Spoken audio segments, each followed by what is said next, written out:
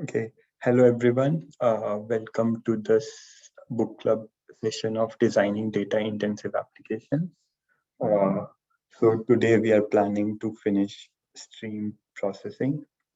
Uh, so we have three sections left in stream processing. One was we had some questions about the windowing functions that we discussed last week, that what are the actual applications of various windowing systems. So we will discuss that. Then secondly, we will discuss various stream joins. So we discussed two of the stream joins last week. We will revise them and then we will discuss the third stream join. And then finally, we will discuss the fault fault tolerance of stream processing. So how can we tolerate faults in stream processing? So that's my agenda for today. Once we are done with this, probably we can also introduce the last chapter if we have some time left. So let's begin. So Shreya will give the introduction. She has studied in detail what are the various applications of the four uh, windowing functions that we have discussed last week. So I'll hand over to Shreya to discuss them.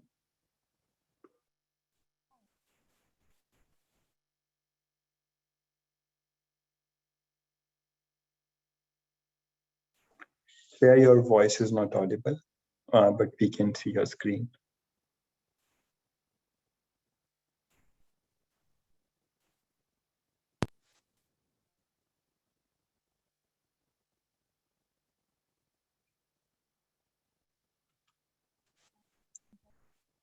No, we still cannot hear you. Are you using some headset or something? Probably you can try removing it. And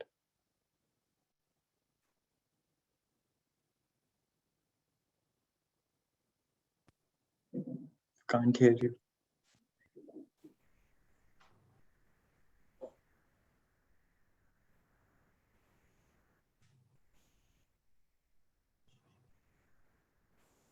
Hello? Yeah, you're audible now. Okay, yeah.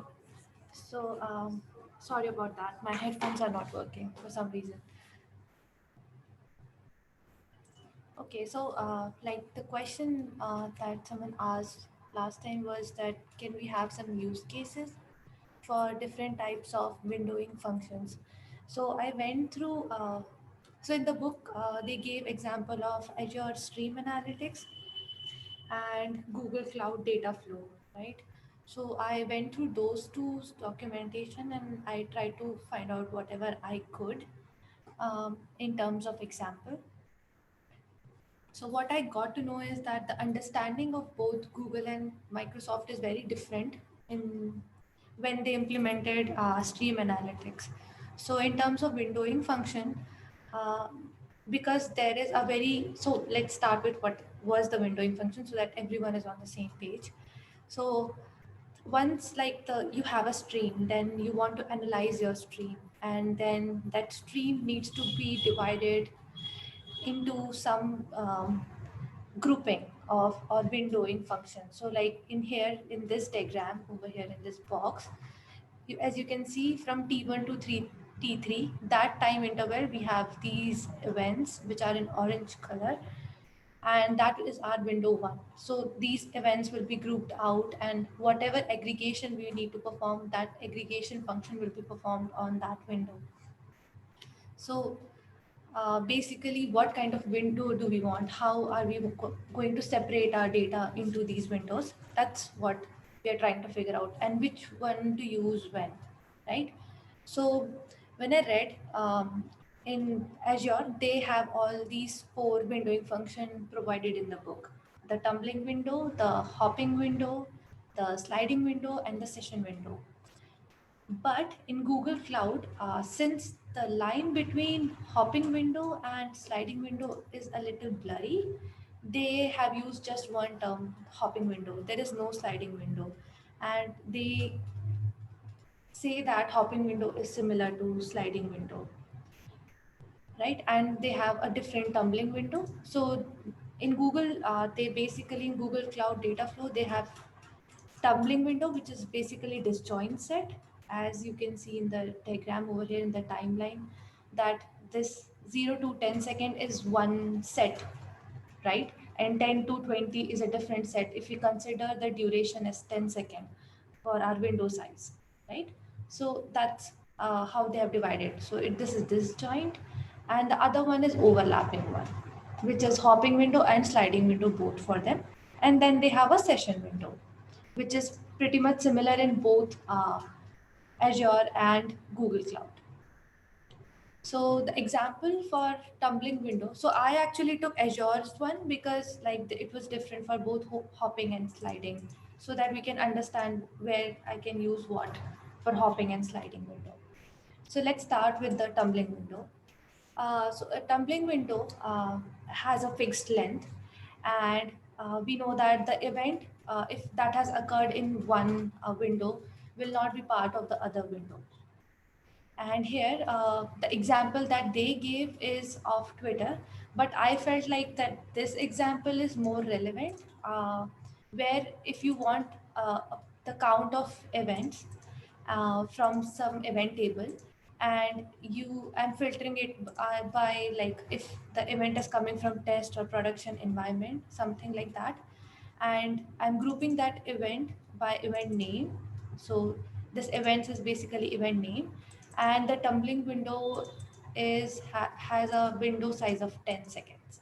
So in every 10 seconds, there will be the grouping of all the events, and if the event is of not created by test, then we will get the count of the event. So here from 0 to 10, we will get the value as 5, and then there will be a shift from 10 to 20. So the next output that we are going to get is on 20th. So the output will be 2. And then the next output we are going to get is on 30th interval, and the output will be 4. Okay. And then whatever the event name is. So I'm considering the event name is same over here. Okay. Then next is hopping window. This scenario, will be used in a scenario. For example, you have a Twitter page, and you have to show the feed uh, on like what exactly is getting updated there. So you can consider this 5 seconds as a refresh time here, and 10 seconds as whatever was the content created in last 10 seconds. Okay, so our 5 second is the hop window, which let's consider that as a refresh time, and the 10 seconds is the duration of the window in which whatever tweets were created. So if we see in that this timeline, right? So if you see at 0th second, there will be nothing, and then this timeline will start, and at 5 second timeline, right, at the hop window, what are the events created in the last 10 seconds? That will be the command that will get executed on the stream, and when that will be that when that will get executed, the output will be 2. And when on the 10th second, when again the hop will be again with the next 5 seconds, then this will become the output will be 5. So now if the in the timeline, if you're showing those feeds, right, then you'll be seeing something like 5 as the count, right? And then so on for like 15th second, and then 20th second, and 25th second. Now, they in Azure they say that hopping window can also be made as tumbling window. How is this 10 seconds is your window size, and the 5 second is your hopping size. So if you make your hopping size equal to your window size, so whatever you're calculating on every 5th second, you'll start getting calculated it at 10th second. So it's same as tumbling window, right? Because there is no in between the calculation happening in the middle, right? So it will always have happen at the end of the window. So here the output will come at 10 seconds, so output will be 5. Then on 20th, it will be 2. And then on 30th, it will be 4. Instead of the interval of 5 hop seconds. So if does anyone has any doubts up till now in hopping window or in the tumbling window? Yeah, so I think the last time the question was that what are the use cases in which they will be used? Yeah, so that's how you can use them, right? If you want to know like what are the uh, tweets got created in the or what are the number of tweets being seen by a certain user, okay, or multiple user, let's say, um, in every created in every 10 seconds, but you're going to calculate them in every 5 seconds, that what are the last 10 seconds tweet that got created.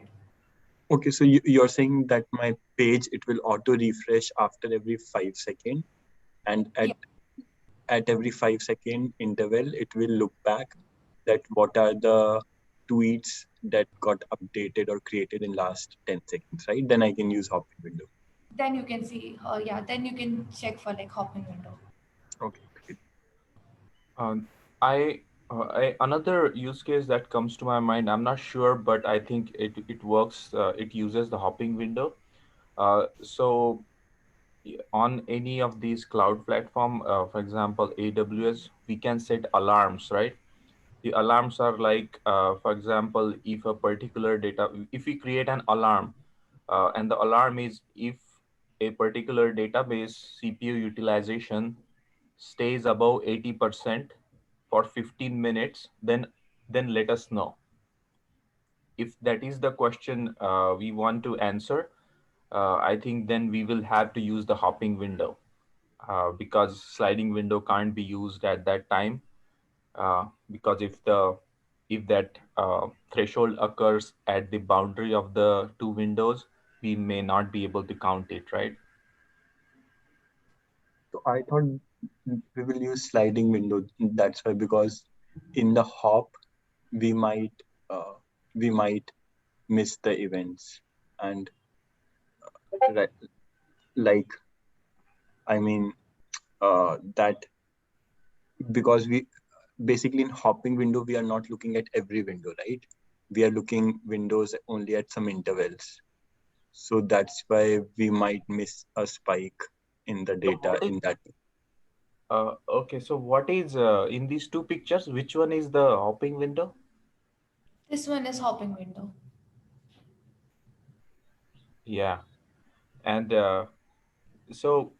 okay, I was got confused. So Abhishek, why I'm saying that is, let's say if our threshold is like every, this is in seconds time, if we are saying every 5 seconds, if the CPU utilization is above, average CPU utilization is above 80%, I'll send me an alarm. But in that, but I think we haven't covered the sliding window yet. But I think hopping window would cover the edge case, the boundary cases as well, right? In which So my question here to you is, you will won't you won't your alarm say this, that anytime if my CPU usage is more than 80%, set an alarm. Like look at the CPU usage in some particular duration, and if it is greater than 80%, yeah. then uh, set the threshold. Why will you say that? Like look only after every 5 seconds. You want to look at your windows continuously, right? Yeah, and that's why we should use this hopping window, isn't it? Like, So no, because sliding window will keep on looking at your windows continuously, but hopping window, it will look it will look at the zeroth interval, then it will stop oh, looking, okay. Yeah. and then at fifth second it will start looking again, and then it will stop looking, then it will look at 10. Whereas sliding window, like it will keep on sliding your window and keep on looking. So Okay, that's so sliding window is like a more granular hopping. granular, exactly. Yeah. Yeah, but it's so quite hoping Windows is sliding Windows could be derived from hopping when we have a hop step just equals to one. Yeah.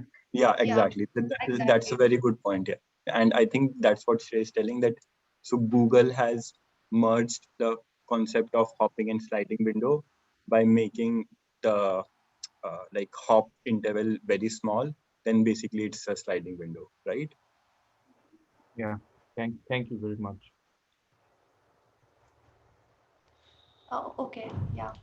So yeah, that's what I also felt, that hopping window and sliding window, it's very like you can derive it from sliding window. You can just derive from hopping window, and by changing the hop size. So yeah, that's hopping window. And then in the sliding window, so when I said the example of this Twitter, right? So instead of, let's just forget about the counts, because like counts got me confused. Like when I was just thinking from the alerting perspective, I was not able to imagine like how that will work. But when I started thinking in the sense that like if I have to show some feeds, right?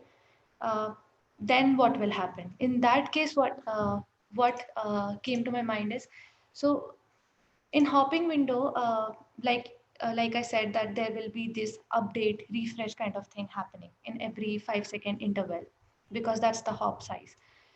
But in the advantage of having sliding window is, at least from what Azure has defined sliding window, is that I will update your output only when there is a event happening. So if an event is getting added, or if either the event is getting removed from the window. So I'll explain that through this timeline. So for example, this is our timeline, and our refresh time is not refresh time, our window duration is 10 seconds. Okay. So in 0 to 10 here, the event that happened is 1. So when that event 1 happened, then 1 will be outputted to the feed page, that there is this new tweet that came, and I'm showing you that. Now we started again going to the next window. So on some 11th or 12th second, we got another event, which is 5, right? So that 5 also got added. And now from here till last 10 second, what are the events that will be shown? So 1 and 5 will be shown as an output. So you can consider there were two tweets, 1 and 5, that are now on your feed page. Then you will start going on like that, and then on the 15th second, now your your interval is like from 5 to 15th. So now your events are 1, 5, 7, and 9. So that is what is the current state that will be output, because 5 and 7 got added here. Sorry, 9 and 7 got added here. Now, when you're moving further from 15th and you reach 20, nothing happened, but actually your last 10-second duration is from 20 to 10. So anything that happened before 10 is getting removed now. So that is the other event that happened. So now the output will be 5, 7, and 9. Then this window will start moving again, and when it will reach somewhere in the middle, from 579, and now the size is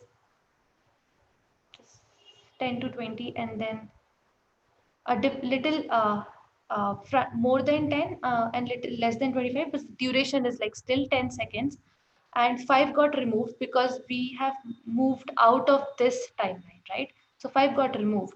So now this is again a new event happened. So the output will be 579, right?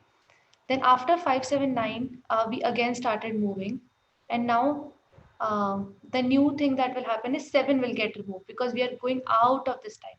So the output will be 7, 9. And then when we'll reach here, um, so now when we reach up till 8, the new event got added, 8, and that is the output. And then when we move out of 25 and we reach 35, now 8 will be removed, but still on the timeline we'll see 8 because that's the final output, because the last event was that 8 got removed. So the output happens only when some event happens, right? So that's how like sliding window is implemented on Azure. Is it confusing, or like should I explain again? So basically, to summarize, so we saw that like hopping and sliding window could be made out of each other. So to differentiate sliding window and to give it a unique functionality, what Azure did was that they said that the window your your event update you will get only when a new event is added or deleted. If there is no change, then your window will not be up. So that's why in the last case you will see that although the event is out of the window, but still Azure has kept that event with it because actually there was no change, right? And whenever there is any change, either a removal of an event or an addition of an event, then it will update uh, events in the window. Yes, and how it will be different than hopping window is because if the same case is considered over here, in the hopping window, let's say nothing got updated in last 10 seconds, then hopping window will start showing empty feed because there is nothing that got updated. But in like in the sliding window, since the since new event didn't occur, like nothing new got added, so the at least whatever was there as a last output will still be there.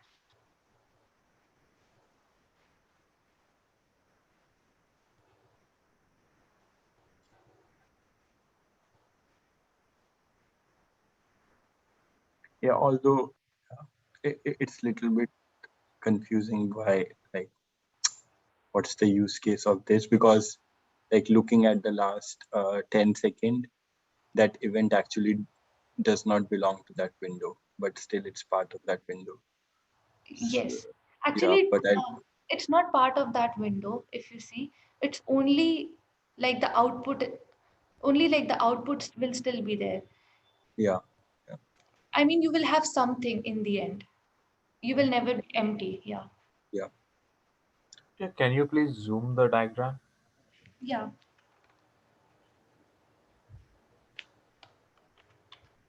I think you can click. Okay. So, are we saying that here that some events we are not adding it to all the buckets, even if it falls in that bucket time range? No, we will add the events. we Uh, will we will always add the event because if we add the event then we are getting a new event stream, right? So as soon as our event stream updates we will update our overall window, right? So adding an event will always update our event stream, so that's why we will always update the window. But it's only with removing that we will only remove if it actually makes any changes to the window. If the removal does not make any change to the window, then we will not remove it. So in the last case, uh, and I think they also want to keep one event always with them, right? And that's why they have not removed the last event. for example, like if you have monitoring, right? And this is just a thought that came to me, and then I was thinking that like and if some nothing happened, right, but if you want to still see what was the last count, healthy count that you got, then in that case I think this can be helpful. Like you'll always have that output. Like if you want to see it in a graph, then that will always be there showing you like that there was something. I'm not sure that if that makes sense, but I was thinking like maybe that can be helpful. So there will be no drop just because there were no new events created, right?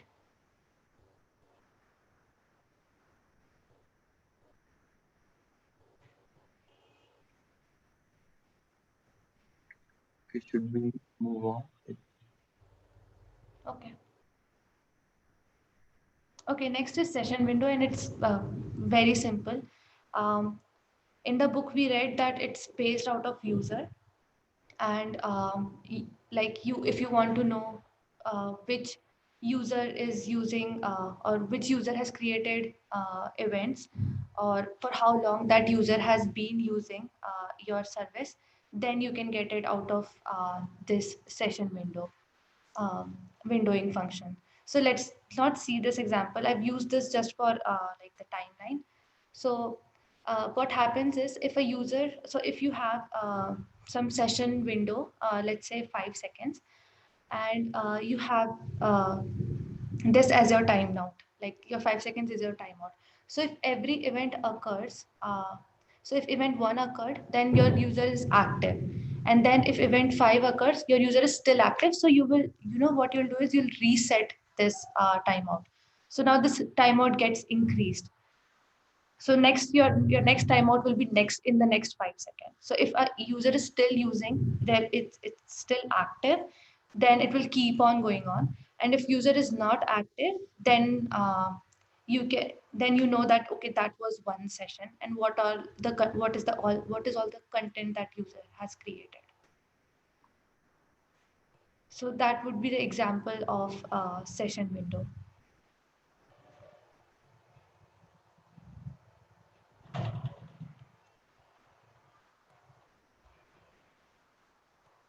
So that's it from the windowing function.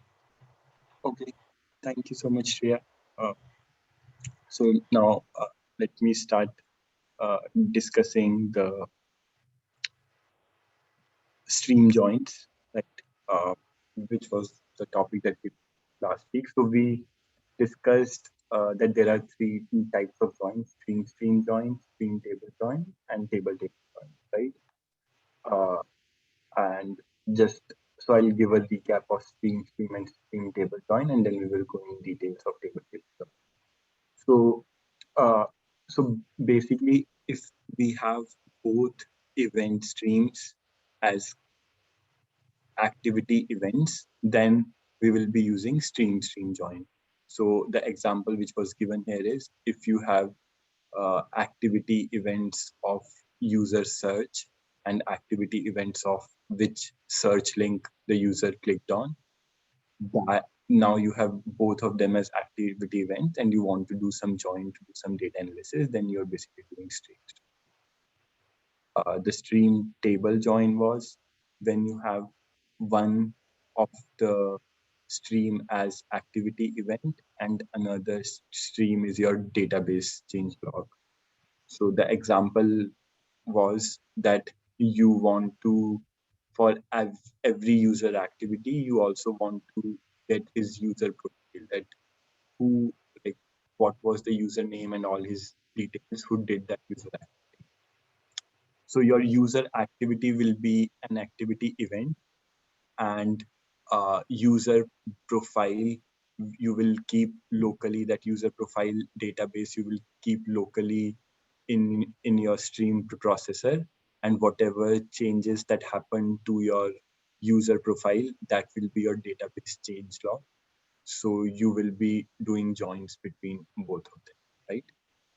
uh, the third is table join, where both of your streams are part of database change log, right? uh, so so yeah, so before we move on, does anyone has any question on what is the actual meaning of database change log, and how do we use streams for database change log?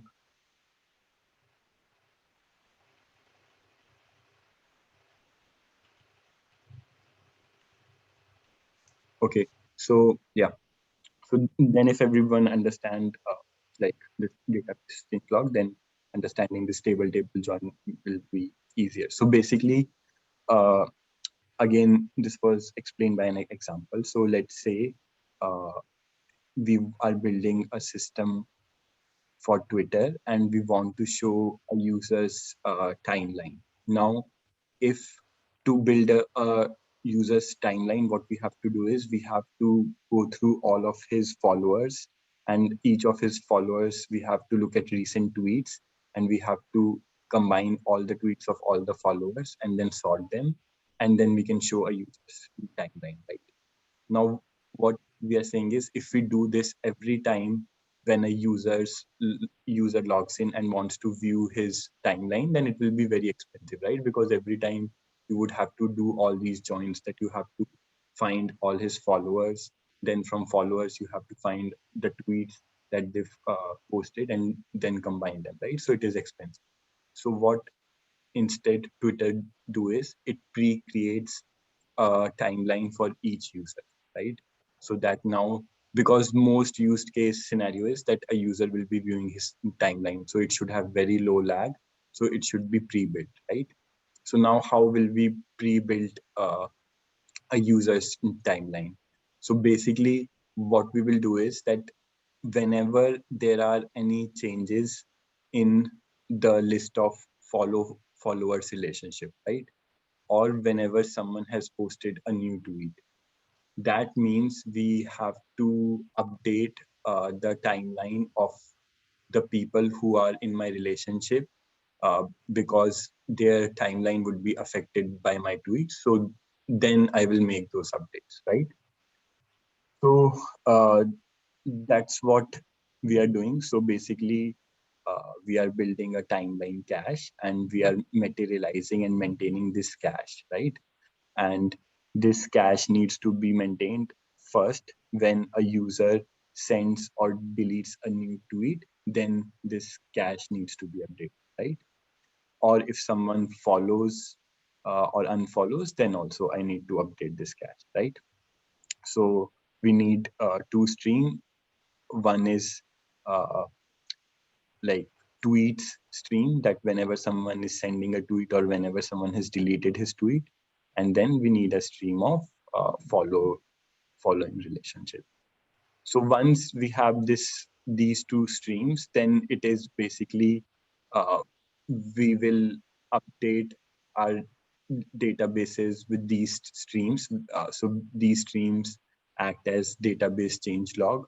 So we will update our local copy of database with these change log, and then the join of these stream is exactly like you join the tables, right? It's a SQL query. You can write a SQL query to join the two tables, and that will effectively uh, give you a join of these two.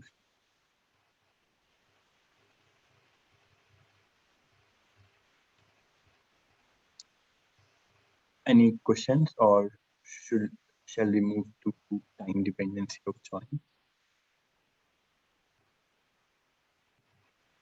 So when is this cache updated to database? Whenever in these scenarios, in these two, like basically in these scenarios, you will need to update your cache whenever someone either creates or deletes a tweet, right? His tweet. And then secondly, when someone follows or unfollows. Because then whatever is my dependency graph, if I follow or unfollow, whatever is my dependency graph, those people's timeline needs to be updated, right? Or again, if I'm posting a new tweet, then whoever was following me, their timeline needs to be updated. So these are the events. So whenever these events happen, then these events are applied to my database, and then we basically do a join on our database and then update the users,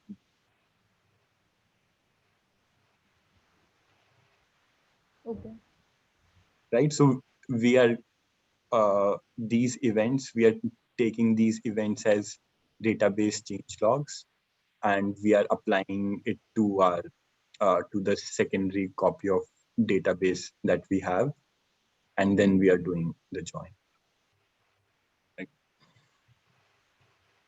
So uh, like i I just want to repeat here. So database change log means that you have your original source of truth database, and then you are building a derived data system from your original database. So now, whenever any update is made to your original database, you also need to apply to your derived data system, right? And you have derived that data system from the original system because it could be denormalized representation of your original data system, or it could be like full text search index. So basically it is optimized for some kind of search queries which your original database might not be optimized for. So but it actually represents the same information, but it is just in the denormalized way, right? So then all the changes which happens to your original database, you also need to apply to your secondary data database, secondary data system that you have actually built from it. So then the first, your original database will be sending you a database change log that whenever any changes happen to your original database, it will be sending you this database change log that you need to apply to your secondary data storage system. So that's what we are saying here, that like basically probably for each user, you will be having a database copy of what his tweets and relationships are, so that you always don't have to do expensive lookup of going to that one central place of where all the tweets and all live. And then this secondary data system gets the change log from the original database. So whenever this secondary system gets that database change log, that means that either like these tweets are updated or follow relationship have been updated. So then you will again do a join in your that secondary database and then update users time. So the secondary database, is it like a type 2 data for primary data? It could be anything. So like it depends on what your application is building, what you want to actually build. Uh, so basically the theme of these last three chapters is building derived data systems. So like, let me give you an example. So like, let me give you an example from my work experience, if that helps you all understand. So basically, we were building a search index, right? A document search index. So we have, for each user, we have his own mailbox in which his documents are kept, right? And then we want to build a search where you can search for all the users within an organization. You want to build a search where you can look up the documents in all of the users mailboxes and provide search on them, right?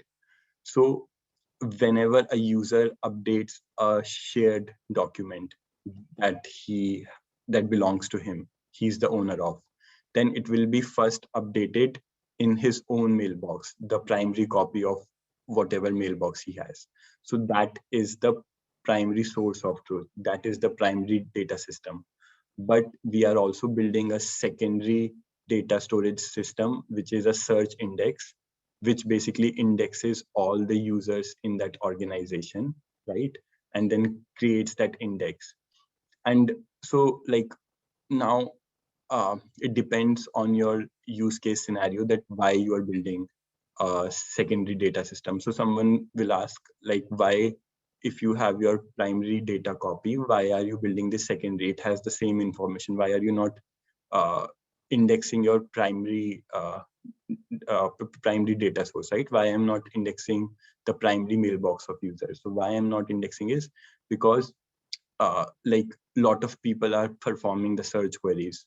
So if for every search query, if I'm hitting a user's mailbox, then his mailbox will be bombarded with so many queries, right? Because for every search query, I have to look whether that document belongs in any of the users mailbox. So I have to go through all the users mailbox. So every search query will hit his mailbox, which will be very expensive. So rather than that, I am keeping his primary data copy for my source of truth. And then I'm building secondary system search indexes out of this, right? So that's what the theme of this chapter is, that you have some original source of data. Now you are batch processing it. You have some original source of data. Now you batch processing, you are batch processing that input data and building some secondary data out of it. So you wanted to do some machine learning or something, you did some stream processing out of your original data, and you built out a recommendation system out of looking at your original data sources. So all these are secondary data sources. Basically, they are actually built from your primary data source. That was the source of truth. And you built out something by doing some computations or denormalizing it, a secondary data system, which is very optimized for the use case that you have. Because if you will be doing that thing on the primary data source every time, it will be very expensive.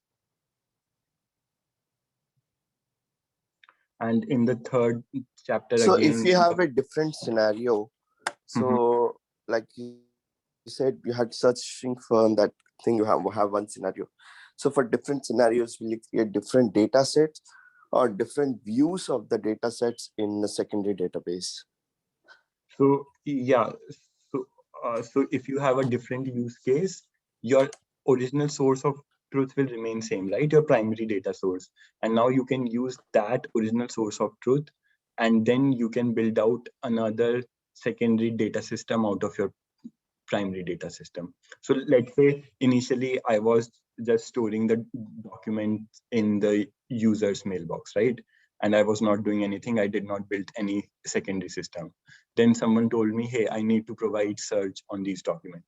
So I'm saying, okay, I don't want to mess up with the user's original data. So I will take his data and offline build a search index out, right? Now someone said that I want to build a recommendation system or something. So I will again create a new pipeline. That new pipeline will again take my original source of data, and now we'll be doing some computation on it, either batch processing or stream processing, and we'll be building a recommendation system out of that original data, right? So that's how these, like, I mean, if you would have worked on any large scale projects, that's how you usually do that. You have that original data, that is your source of truth, and then you do some computations and build the derived data out of it. And what if the original data columns change or something? Then you have to update the pipeline and reprocess the Yeah, back. yeah, exactly. So that is the database change log. So like, you have built that secondary data system, but you need to keep it up to date, right? Because your primary data source will be up, will be updated by the user. So that secondary system also needs to be updated. So it will be asynchronously updated. It will not have the most recent copy of the data. It might have some lags, right? And in most of the cases, those lags are okay. So for example, if you are building a recommendation system, right? And if you don't have the latest data about what users have been searching for, it is okay, right? It could be like, it could be like your recommendation could be stale by 1 or 2 days. It's totally okay, right? Now you have got the new data, now you will do the computation, you will now start recommending new products. Similarly, like, we were building the search index. It is okay if our search index is little bit stale, because if a user has updated a document, our search index could not be immediately updated, right? And similar thing you would have seen in Google or something, right? If someone has created a new website or something, it will not be immediately uh, visible in the search index, right? If someone has immediately created a new website, you can't be, you will Google search it and you will find that website. Google will take some time to index it and then actually process it, right? So like, now it depends what your use case of that secondary data system is, but in most cases it is okay for that secondary data systems to have some delay, uh, and in some cases you want them to be as close as possible, to have as little delay as possible. So then you have to be careful how you are building systems.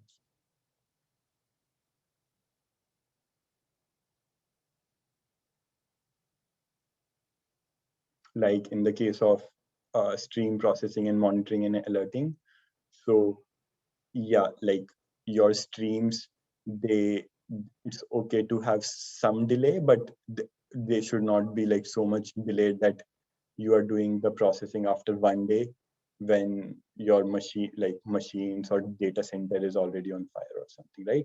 So that's what's something you have to do, that uh, you have to consider the health of your secondary data systems, and like do all kind of analysis, that how your secondary data systems are, and how, like, are they uh, like, even we had some SLAs, that our search index, it should not be so much stale that it does not have information from past 15 days or something, right?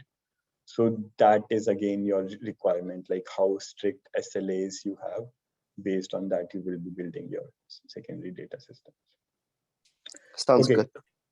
so moving on. So these three joints we have considered. Now, uh, one of the important thing is time dependency of joints. So the thing is that when we are doing any joints, um, it is uh, important that at what time those events happened. And we will see this example in more detail in next chapter. But imagine, like, let me mention this scenario, that basically you have a tweet, and you have followers. So let's say two events happened at the same time. I unfollowed someone, which went to the followers table, and I also posted a tweet at the same time, right? And that will be going in the tweet table, and we were doing the joins between these, right? So if basically I wanted that my new tweet, uh, basically my new tweet should not be visible. Oh no, so I have unfollowed. So basically, one of my followers have been removed, right? He has started unfollowing me. So my new tweet should not be visible to me because he has unfollowed me. But if we don't consider the causal dependency, then it could happen that uh, the join that I'm doing is on the data set, which was of the follower relationship before some that person unfollowed me, and my tweet is taken from the recent change log, right? So then if I will do the join, then actually he will see my tweet, whereas he should not see my tweet. So these are the problems that could happen.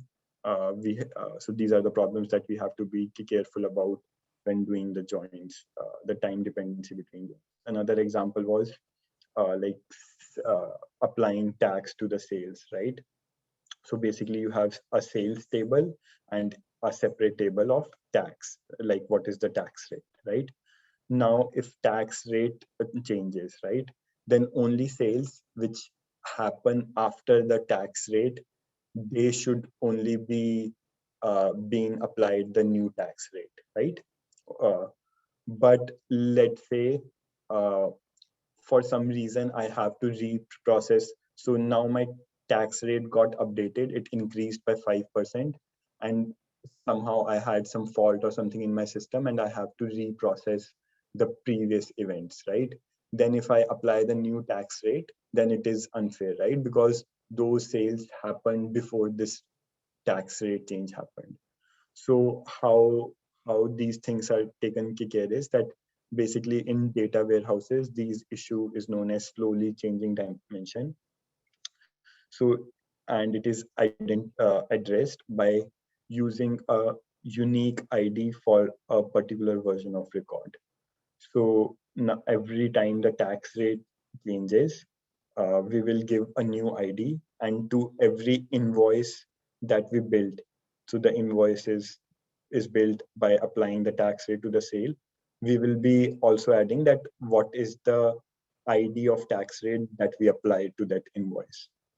So this makes overall process deterministic, because if at any time we have to reprocess the data, we will be applying that same tax rate ID which was applicable to that invoice. But the disadvantage of this approach is that, so in your history you have to keep all the history of tax rate, right?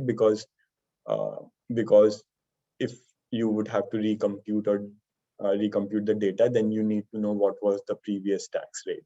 So that's why it was mentioned that log compaction is not possible in this scenario, because you have to keep all the versions of your data, right? So this was about time dependency of points. uh, any questions, or should we move to fault tolerance?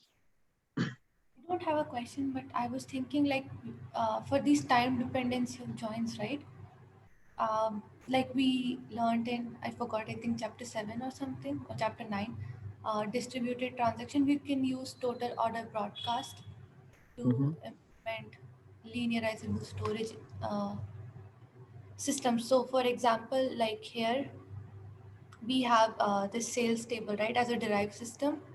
We Mhm. could use like total order broadcast from same as the primary storage system, and then it will be in the same state, right?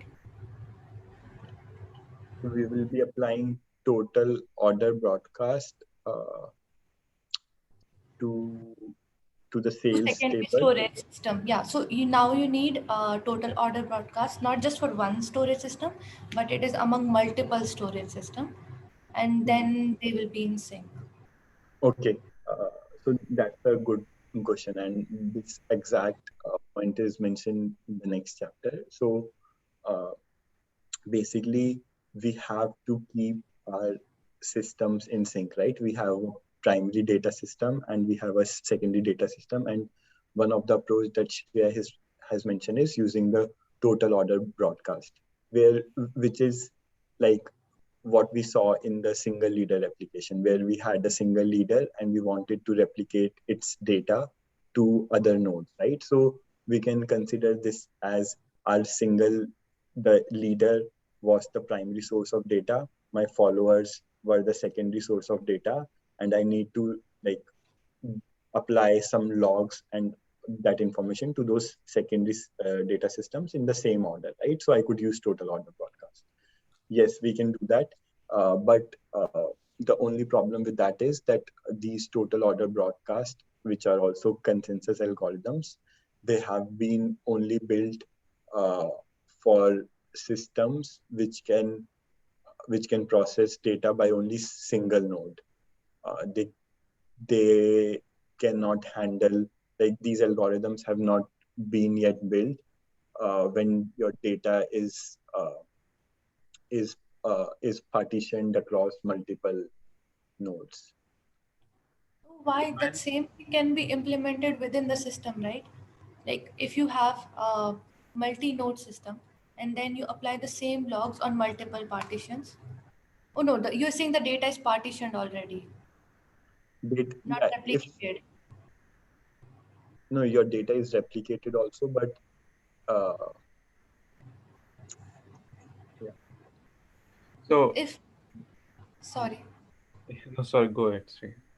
I was just saying, if the data, if it is all about replicating, right? If the node is replicated and then you want to keep in sync, then total order broadcast is the best option, I was thinking. And to add to that, so total order broadcast is like a very heavy term for this. So, for example, assume that your source database has only two tables, right? One is this sales tax table, and another one is a sales table, right? So, the total order broadcast in terms of streams is you are creating just one stream of events per database. So, and we are assuming like both these tables are on the same database. So the bin log is basically the same what you are saying, like all the events happen there sequentially. So if you read that bin log event in sequence and all those events, like whether it is a sales event or sales tax events, they are in the same stream, then what you are saying, Shreya, that is possible. And then the system will, at any point of time, the system snapshot will be correct and it will be in uh, sync with the source. But the problem that happens is it's not an ideal case because in the databases there will be generally hundreds of tables, and if you create a one stream for a full database, then you cannot process it faster. So they divide that stream into multiple streams, so one stream per table. And as soon as you do that, like one stream per table, your linearly reading or total order broadcast goes out of the window. So that is the problem. Yeah, that's a very great point. Yeah, So good to, point. to total order broadcast will maintain order within a table, but here we have to create order across the table, which will not be possible. Agreed.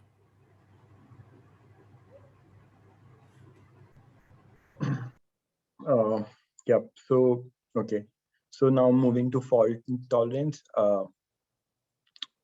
So basically, it's easy to tolerate the faults in bad jobs because we have that fixed size data, and whenever there is any fault we can just reprocess the data, right? And we saw in like MapReduce and Spark how that thing was done. Like it was done a bit differently in MapReduce, it was done a bit differently in Spark, right? uh, so things are easy because we have fixed data set, but in streams are infinite, right? So how do we actually tolerate faults? So there are three approaches that are discussed. So one thing is micro batching and checkpointing. So whenever you are processing any stream, uh, you basically divide your stream into small batches, right? And and then you process that stream, and then if so let's say I was getting a stream of events and I can batch them on the size of that every event that happened within like last 5 minutes, right? So I can use a tumbling window. It was tumbling window, right? Yeah, I can use a tumbling window approach, and in my tumbling window I will be looking at every, let's say, 5 minutes of size of streams, and I will be doing any processing on them, right? So that is micro batching. So again, if your batch size is small, then you will have greater overhead of scheduling and coordination. If your batch size is large, then you will have longer delays of your stream processing, right? Because you have to wait for that much interval to finish before you can process your stream. So that was micro batching, right? And the other thing you can use is checkpointing. So checkpointing is basically you are uh, kind of like how backup systems work, right? At periodical interval, you are generating that rolling checkpoints of whatever state you have already processed out of those streams, and then writing it to the durable stage. So now whenever if your stream processor fails, it will process the events from the last checkpoint that it has seen. So it will reprocess those events after that checkpoint, and then it will process them again, right?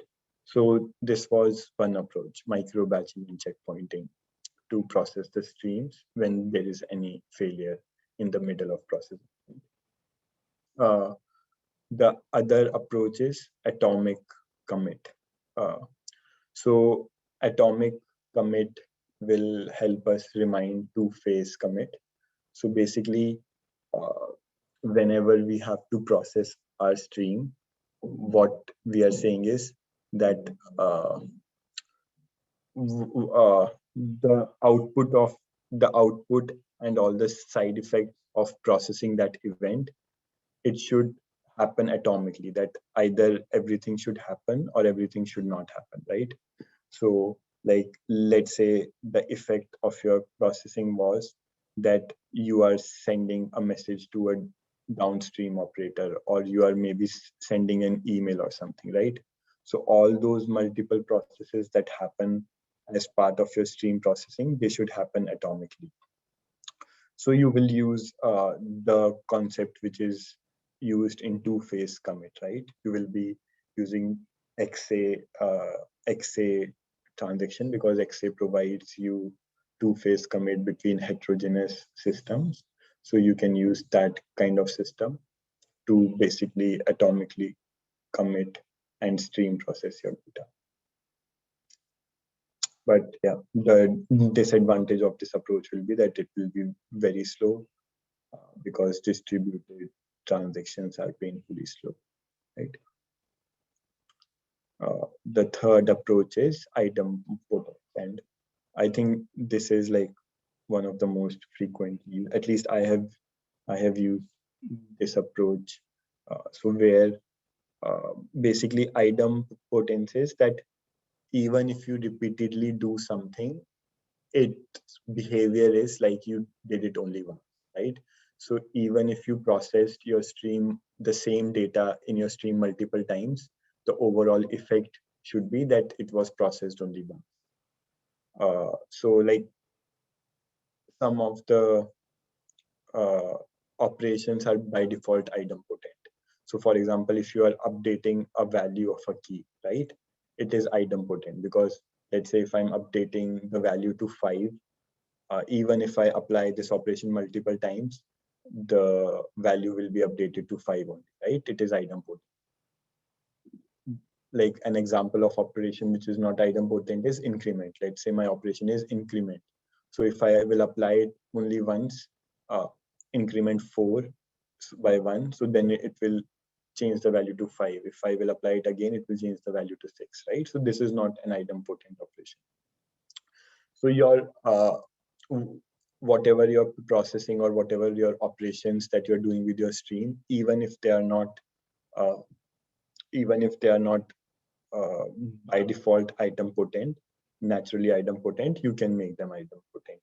So for example, you can like give some ID to the event and store that this event ID has been already processed, and you can probably give that incremental ID. So let's say if I have to make idempotent this increment operation, I will say that like if I have seen the event, if I have already seen an event of an ID, and if only I get an event of ID greater than that, then only I will apply it. Otherwise, I will not apply it. So if I was getting an increment operator and its ID was 4, I gave it a unique ID.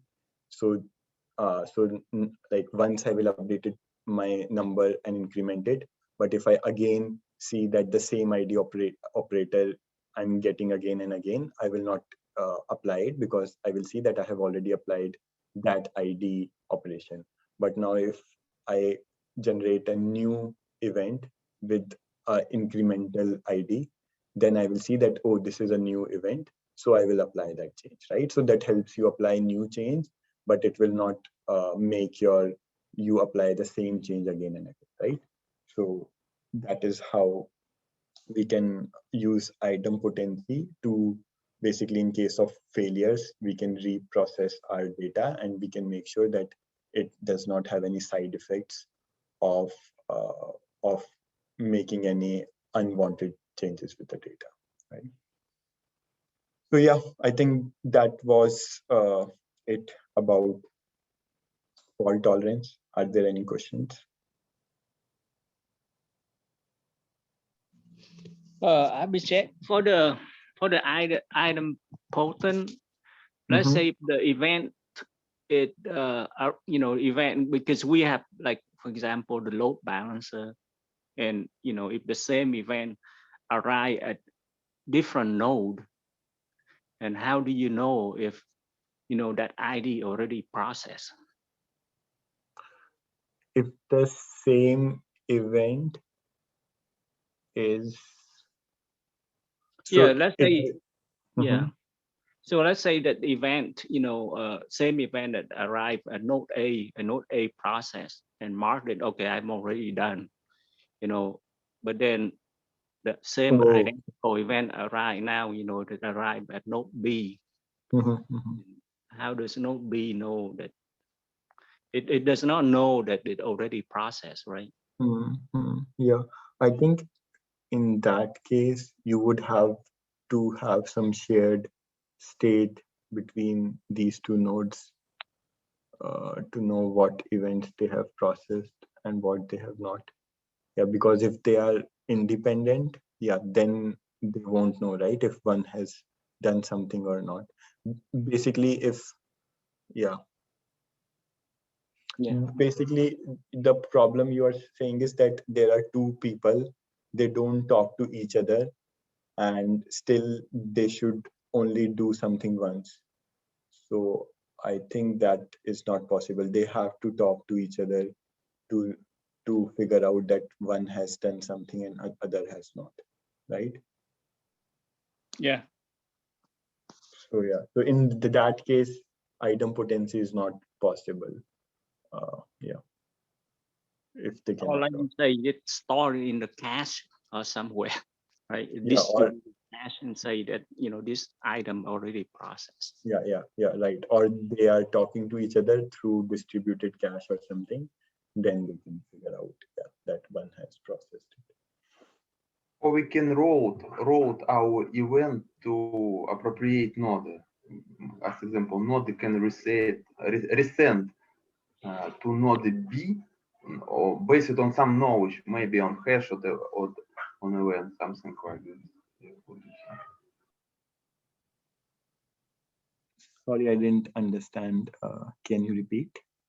Yeah, if we have two nodes, yeah, we have do some kind of sharding even for events. We can say that node A is responsible for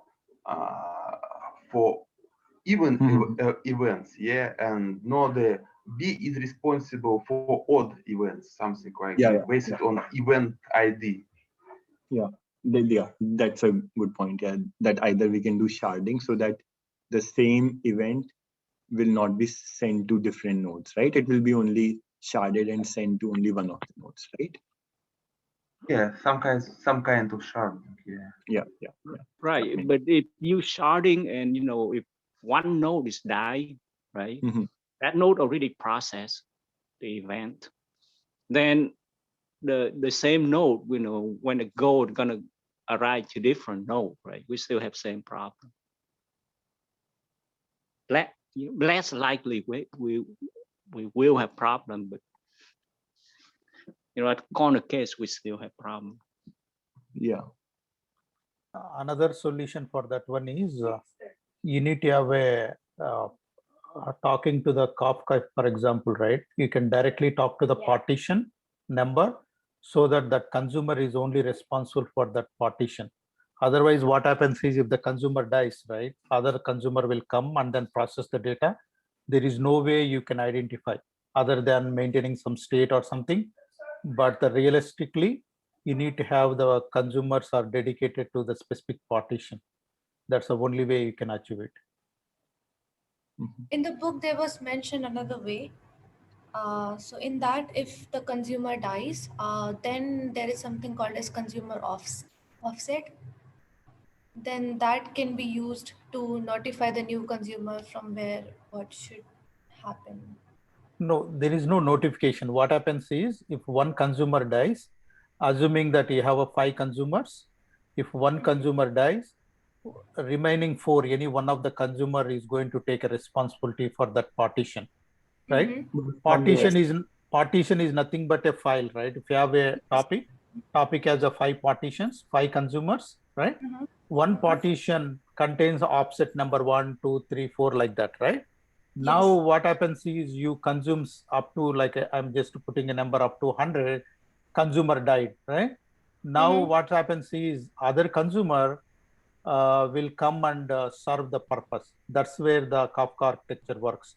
If you want to do like a, what you call perfect solution, what you have to do is you have to do manually, like if you have 5 partitions, each consumer is going to talk to one partition, and then one partition, and then partition going to have like all the offsets and other things will be there.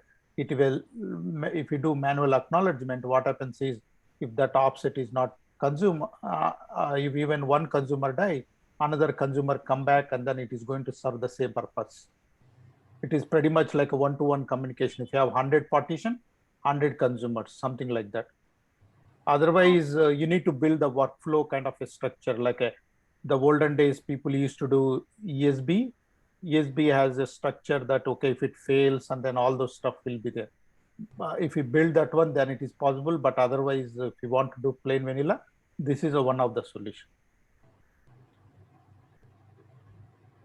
But I was thinking, like, if you even have like multiple consumer, Huh? sorry, one consumer going about multiple partition, then Yes. that consumer will keep track of those partition consumer offset, right? No, And no, the no. partition will Not also like, have information. no, no, no. Actually, in You the need book, to, that diagram is there. Can I present? yeah, Yeah, yeah, sure. sure, definitely.